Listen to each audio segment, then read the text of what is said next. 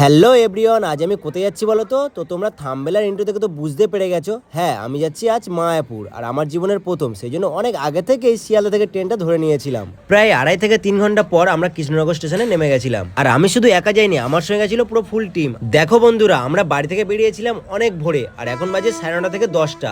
তাই আমাদের প্রচন্ড খিদে পেয়ে গেছিল, ওই জন্য কৃষ্ণনগর স্টেশনের স্পেশাল কচুরির দোকানে আমরা চলে গেছিলাম। আর কচুরিগুলো ছিল গরম গরম, নরম নরম আর খুব টেস্টি। তো ফটাফট কচুরিগুলো ছাঁটিয়ে দিয়ে টোটো চড়ে বেরিয়ে পড়লাম মায়াপুরের উদ্দেশ্যে। তো রাস্তায় যেতে যেতে যে জিনিসটা বেশি দেখতে পাচ্ছিলাম, সর্ষের ফুল বাগান, কলা বাগান, ভুট্টা চাষ আর রজনীগন্ধা ফুলের বাগান। তো টোটো থেকে নামার পর আমরা চলে যাচ্ছি হুলোর ঘাটের দিকে। এই ভিডিওটা নেক্সট পার্ট দেখার জন্য তাড়াতাড়ি আমার চ্যানেলটিতে সাবস্ক্রাইব করুন।